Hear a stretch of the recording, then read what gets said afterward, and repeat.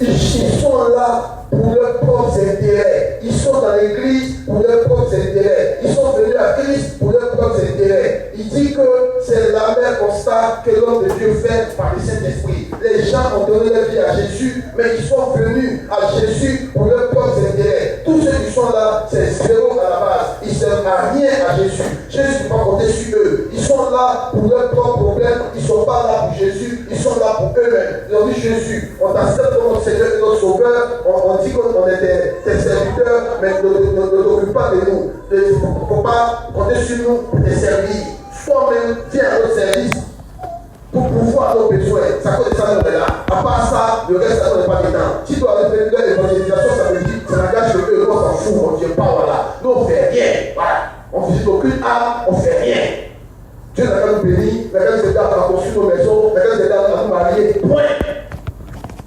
C'est tout. S'il fait ça, là, on sait qu'il est Dieu et puis on n'en parle plus. Mais pourquoi il va compter sur nous pour dire que non, depuis quand Dieu a des problèmes, pour qu'on puisse venir nous intéresser à ces problèmes. C'est nous, on a des problèmes, c'est nous, on va résoudre nos problèmes. Depuis quand tu as un problème, pourquoi on vient résoudre les problèmes de Dieu? Maintenant, écoute, maintenant c'est lui. Toi qui n'as pas de problème, c'est toi qui as un problème. Maintenant, écoute, c'est lui. Toi qui dis, oh non, il y a ceci, cela, mon soeur est malade, et ma tante et ma cousine, tu as tous sortes de problèmes. Mais Dieu dit, certes, tu as tous ces problèmes-là. Moi, je vais les chercher, je vais t'appeler à moi. Mais moi-même, j'ai des problèmes. Quel problème? Tout type de choses, c'est depuis que tu as un problème. Ok, allons-y. Tous en effet, oui, cherchent leur propre intérêt. Tous, 99% des chrétiens cherchent leur propre intérêt. Ils ne sont pas là à cause de Dieu. Mais il va dire une phrase terrible après. Au milieu là-bas, il va dire une phrase terrible. Mais j'ai dit, mais si la phrase est vraie, mais les gens sont foutus. Vraiment, si tu vois pourquoi il y a beaucoup d'appelés lui de lui. Ils sont tombés, Oui, il dit les gens sont pour les intérêts. Les gens ne sont pas là pour les intérêts. Ils sont là pour leur propre intérêt. Oui, continue. Tous en effet, cherchent leur propre intérêt et non ceux de Jésus-Christ. Et non ceux de Jésus-Christ. Donc ça veut dire que Jésus a des intérêts. Jésus est mort et ressuscité pour qu'il puisse gagner des gens qui vont s'occuper de lui, ses problèmes.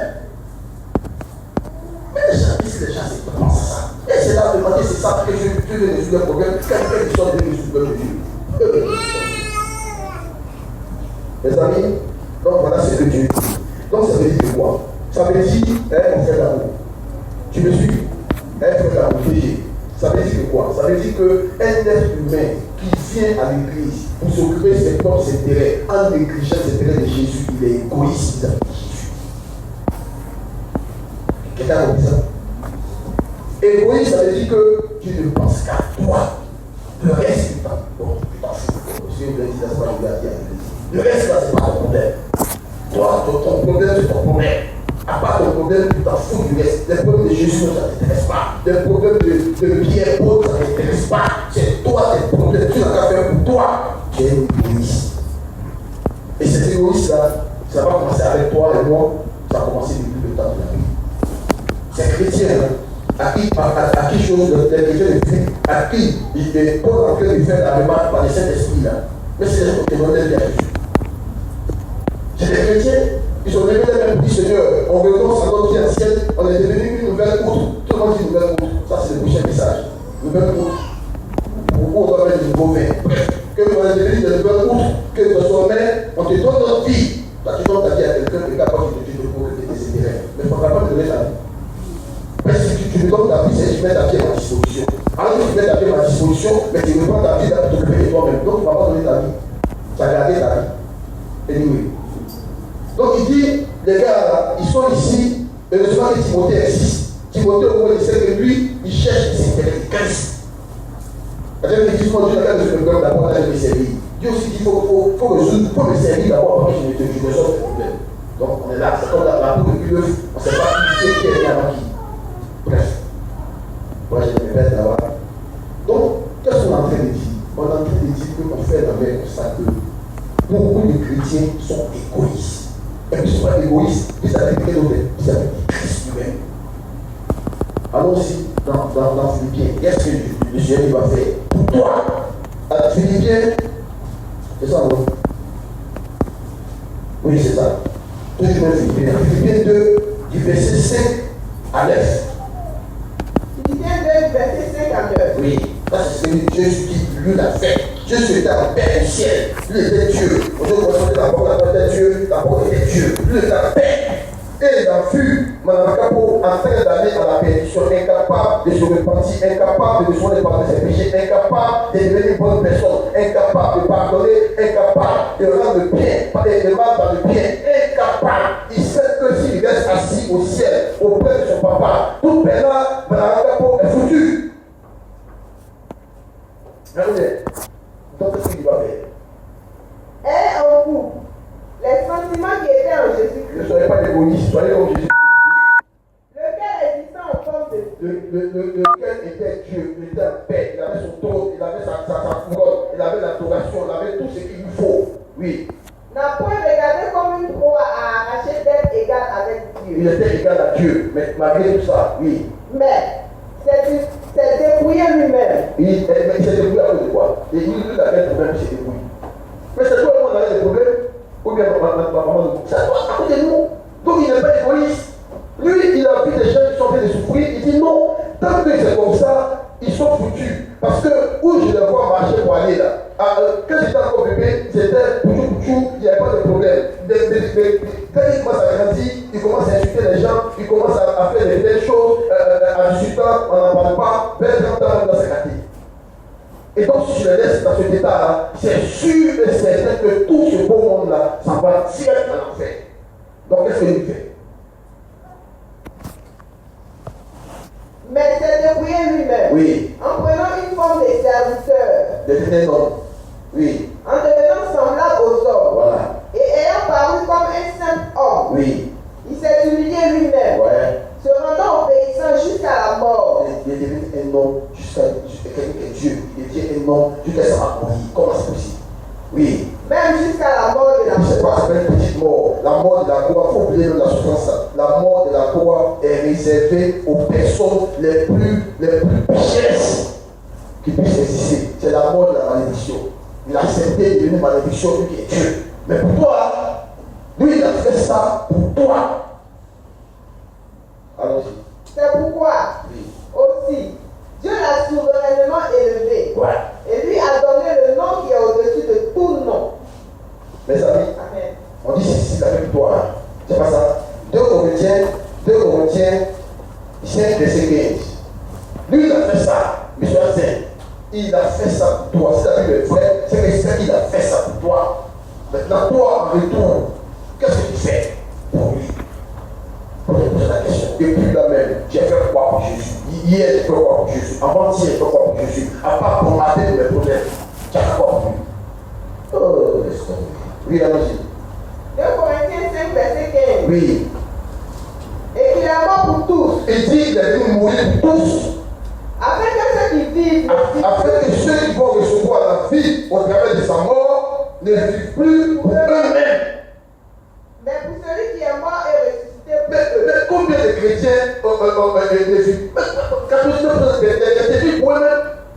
Ils sont pas ils vivent pour eux-mêmes. C'est leur problème, c'est leur problème. Les problèmes de Jésus ne sont pas des problèmes. Mais si j'aime Jésus, moi on appelle des humains. Je n'ai pas Jésus, tel que Jésus. Tu vas comprendre que je n'ai pas Jésus. Vous comprenez? Il dit, il a fait ça. Espérons que, quand lui va finir de faire ça, ceux qui vont croire que tous nos chantés de chansons, on dit libérer du fardeau du péché. Mais moi, quand j'ai chanté le pleurs là, c'est le fait que je sache que je me dis que ça. Mais si Jésus a pris le péché, il va passer tout ça là. Mais il est trop bon. Bon, peut-être que comme tu n'as rien fait, tu n'as rien fait de grave, donc soit tu n'as pas rien de péché, tu n'es pas pleuré. Nous autres là, et que Dieu nous fasse grâce. Donc on dit libérer du péché, quoi. Donc Jésus, il dit, en faisant ça, j'espère que là, quand il va savoir tout ce que j'ai fait pour lui, moi Jésus, je suis venu, j'ai pris ses péchés, c'est-à-dire que je l'ai justifié, et je ne suis pas arrêté là, je suis allé jusqu'au séjour des morts, purger sa peine, la peine qu'il devait aller purger à l'enfer, je suis allé purger ça, et je suis ressuscité pour donner mon esprit. Mais il n'y a pas encore. On continue de t'expliquer ça, mais toute ta vie, mais je peux que tu te dis, mais Seigneur, prolonge mes années pour que je puisse te servir. Parce que tu as trop fait. Dis que parce que c'était clair, moi je partais en fait, c'était clair. Il n'y avait pas autre mesure, j'étais condamné à aller là-bas. Mais il a brisé le pas. Quelqu'un j'avais un là-bas, je suis dehors, et puis il a payé le prix de la condamnation. C'est ce qui est écrit, c'est ce qui est vrai. Mais il finit de faire ça. Il dit désormais que you are free. Tu es libéré de tout péché. Le même avec la tête du péché, mon sang t'est non pas. Et ma justice parle en ta faveur. Mais désormais, sois mon serviteur. Il faut vivre désormais pour moi. Comment les chrétiens disent ça? Ils sont dans les églises là-bas, on dit, on va lever les champions qui tombent à toi, les champions. Et puis quand ils sont là, oh, là, ils vont voir, on va voir, on va rien voir. Les champions de quoi? Non, non, tu es héros. Héros de quoi? On dit des vies pour le Seigneur, toi tu es devenu héros de quoi? Champion de quoi? Montrer quoi à qui? On cherche à s'humilier pour être comme Jésus, être facilement. Ça, c'est le prochain message. Il ne faut pas y imaginer le message. Bref. Donc, Jésus dit qu'il a fait ça pour que ceux à qui il va donner la vie là, ne vivent plus pour eux-mêmes, mais qu'ils prennent sa vie qu'il leur a donnée pour vivre pour lui. Voilà l'essence de la vie chrétienne. Si tu n'as pas compris ça, c'est que tu es perdu. Allons-y. Maintenant, qu'est-ce qu'il va dire dans le livre d'Ésaïe?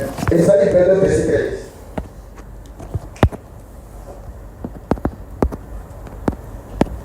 Ésaïe 29 au verset 13. Ésaïe 29, verset 13. Oui. Mes amis, faites attention à Dieu.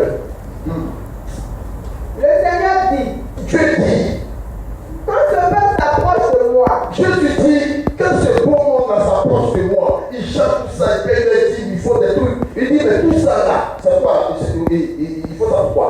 il m'honore de la bouche et des lèvres. Il m'honore du bout des lèvres. C'est que leur cœur n'est pas témoin. Ils sont là pour leurs intérêts. Ils disent qu'ils m'aiment, mais c'est faux. C'est Dieu qui dit ça. Dieu dit c'est faux. Vous ne m'aimez pas. Il va te montrer quoi les gens n'aiment pas. Oui. Mais ton cœur est éloigné de moi. Il dit ça comme ça, me libérer du fardeau du péché. Tout ça, ils font tout ça. Ils savent pour que Dieu le bénisse. Sinon, au fond, ils se disent que c'est pour leur problème. Donc tout ça là, grâce à Dieu, si tu ne les bénis pas, si c'est d'une manière, moi ça va demander Dieu à le temps. Et voilà. Vous faites tout ça, on est là dans l'église, on ne voit rien. Mais on t'a dit de vivre quelque chose. On t'a dit de vivre pour lui. D'abord, s'il est Dieu, s'il est comme tu penses, l'être le plus puissant de l'univers, toi tu cherches quoi? À Dieu. Donc c'est bref. Donc c'est ce qu'il a dit, hein. Il dit que les gens s'approchent de lui. Mais les gens, leur cœur n'est pas témoin. Ils sont là pour les intérêts. Et maintenant, oui, continue. Mais son cœur est éloigné de moi. Oui. Et la crainte qu'il a de moi Oui. n'est qu'un précepte de tradition humaine. Il dit la crainte qu'ils ont. C'est un précepte de tradition humaine. Humainement parlant, on dit Dieu est Dieu est. Mais au fond, en réalité, il ne m'aime pas. Il dit leur cœur n'est pas attaché à lui. On n'a pas compris comme ça. Non, tu n'as pas bien compris. Quand on dit ton cœur n'est pas attaché à Dieu, pendant que tu es avec Dieu, ça veut dire ton cœur est attaché à quelqu'un d'autre pendant que tu es avec Dieu. Vous ne savez pas ça. Hein, ou bien, Dieu va te démontrer ça. Alors c'est dans Dieu. Je ne peux pas dire que non, ton cœur n'est pas témoin avec Dieu, puis ton cœur est libre. Non. C'est comme tu es dans la maison de ton mari, mais tu aimes quelqu'un d'autre dehors. C'est ça qui s'agit là. Là, chérie, j'étais venu, il avait des cheveux blancs. Tu mentais. Donc tu comprends, Dieu dit ça. Et si vous êtes avec moi, mais votre cœur n'est pas sur moi, votre cœur est ailleurs. Donc il va dire ça maintenant dans Matthieu. Et beaucoup de chrétiens sur cette question là. On dit parce que là, on a le choix que je suis là. Moi, bref, quand on va aller comprendre l'évangile là, il faut dire que oui, c'est pas correct, pas que c'est ce que j'ai dit. Matthieu 6, verset 24. Matthieu 6, verset 24. Oui.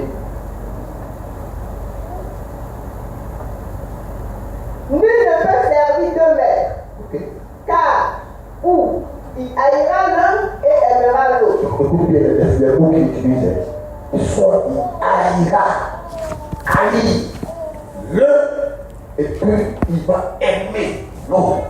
Tu ne peux pas dire que ton cœur là est deux en même temps. Dieu dit c'est pourquoi il dit ça, faut pas dire. Oui. Ou il s'attachera à l'un et méprisera l'autre. Il dit soit s'attacher à un et va mépriser l'autre. Vous ne pouvez servir Dieu et maman. Vous ne pouvez pas servir Dieu et maman. Maman c'est qui? Maman c'est tout ce que l'argent peut acheter. Les gens savent que s'ils ont l'argent, on dit l'argent ne peut à tout. L'argent ne peut à tout, mais l'argent ne peut pas payer le royaume des cieux. Ça, il faut retenir ça, il faut écrire. L'argent ne peut à tout, c'est vrai, mais l'argent ne peut pas payer la nature divine. Donc il faut bien dire ça dans quel nom. On parle pour l'argent ne peut à tout. L'argent ne peut à tout. Pourquoi l'argent pour dire que tu as déjà payé le ciel? Pourquoi tu as ça va? Tu peux payer? Tu peux payer? Que l'argent ne peut à tout. Maman, c'est tout ce que l'argent peut procurer. Dieu dit, il y a des gens qui sont avec moi par rapport à maman, par rapport à voir tout ce que l'argent peut payer. C'est pour ça qu'ils sont là. Tout ce que je fais là, c'est zéro. Si je ne donne pas ça, ils vont me maudire en face. Si je ne donne pas ça, ils vont me maudire. C'est pas moi ils aiment. C'est ça là, ils aiment. Il faut bien vérifier, il faut bien lire l'évangile. Il dit, si tel est le cas, c'est qu'ils aiment ça plus que moi. Moi, ils me haïssent. Mais ils aiment ça, les biens de ce monde. Ce que maman peut procurer, c'est ça qui peut battre le cœur. C'est pour ça qu'ils prennent derrière moi. Comme ces gars dans Matthieu, dans Jean 6, à qui il a donné à manger, les suivait. Il dit non, vous ne me suivez même pas parce que je suis Seigneur, mais vous me suivez parce que vous avez mangé. C'est pour ça. C'est pour ça que les gens viennent dans les églises. Pour leur voir ses intérêts. C'est pour ça qu'ils s'en foutent des intérêts de Dieu. Oh! Quel est l'intérêt de Dieu? Elles sont là pour les intérêts. Je vous ai dit, c'est soit les intérêts de Dieu, soit tes propres intérêts. Tu ne peux pas être dans les deux en même temps. Est-ce que si Dieu peut toi t'étudier toi, est-ce que tu peux continuer de tuer et de te bénir? Mais Paul dit, j'ai appris à bénir Dieu dans la discipline. Mais si c'est dans l'abondance pour que tu peux dire, oh Seigneur, que ton nom soit sanctifié. Mais quand ça manque, oui. Tu n'aimes pas Dieu. C'est ce que maman donne. Et si tu n'aimes pas Dieu, Dieu dit que tu aimes. Et c'est toi qui espères aller au ciel. La Bible, soit ton cœur. Et dit, ils sont avec moi. Mais leur cœur, c'est du bout de lait. Mais leur cœur n'est pas attaché à moi. Leur cœur est attaché au bien de ce monde. Et je vous ai dit la dernière fois, Dieu, il dit, Dieu aimerait l'éternel ton Dieu de ton cœur, de ton âme, de ta foi, de ta pensée. Et il s'est donné les moyens de vérifier ça dans la vie d'Abraham. Il a vérifié si Abraham aimait les biens de ce monde plus que lui. Il dit, Abraham, quitte ta patrie, je vais voir. Abraham a quitté. Après, c'est la première fois. Si Abraham aime sa personne plus que lui-même, il dit, donne-moi ton enfant. Il a fini sa bénédiction du Seigneur Jésus. L'homme qu'on appelle Jésus. Il a pris par le Saint-Esprit pour le mettre en face du diable. Dans un désert où il manquait de tout. Même si un point n'avait pas. Il a connaître la faim. Pour voir si avec la faim, Jésus va continuer de l'aimer. Malgré la faim, Jésus va continuer de l'aimer. 40 jours sans pouvoir s'en manger dans le froid, pendant la nuit, et puis dans une chaleur atroce pendant la journée. Sans rien, c'est là pas, rien. Il n'y a rien avant c'est la vie. Mais Jésus a prouvé à Dieu que sans ça, moi, Jésus, je t'aime. Mes amis, ce n'est pas une histoire de venir à la petite vie, oh non, tu veux, village, quoi, quoi, et donc, non, tu n'es pas Dieu. Tu n'es pas Dieu. Tu es Dieu, si tu es Dieu. Donc, il teste Jésus avec ça. Là, on voit même quelqu'un qui manque de tout. On même le diable lui propose. Il dit, tu m'attends, je te donne tout ça. Tout ce que maman peut payer, là, je te donne. Je dis jamais. Alors tu manques de tout. Mais tu manques de tout. On te dit, voilà tout. Mais c'est comme une soeur qui manque de tout. Mais quand le gars est à sa voiture, lui te dit, non, je te fais le chèque de 500 millions tout à l'heure. C'est pas comme on va en dire. Ou bien alors on va parler de quelqu'un du temps des fondateurs, pas du son nom comme ça l'esprit. Mais le gars a tout posé. C'est le bishop auquel on va faire ça. Il a dit, il a offert l'homme de Dieu, il a dit ça. Il a offert le corps de la voiture, mais quand la dame a vu les pieds. Mais ça change toute une vie. Mais ça, après ça, il dit, l'argent d'un croisant. Là, il a comme sa vie, il va faire ça, il va dire que Dieu a béni l'église. Mon ami, c'est pas vrai. Il ne faut pas prendre ça pour dire que lui, c'est petite maison, je vais pas aller dans la croissance, mais ça, c'est un peu plus dur. Si c'est plus peu de corrompre pour ça, bref. Et d'ailleurs, si vous expliquez cette affaire-là, bien dit, non, c'est pas grave, on va vous faire attention. Bref. Mais c'est pas ça que le problème. Donc Jésus, je vous dis que Dieu, il tient à ce qu'on l'aime. Et il va se donner les moyens de vérifier si c'est lui qui aime. Et la Bible dit que nous séparer de l'amour de Christ.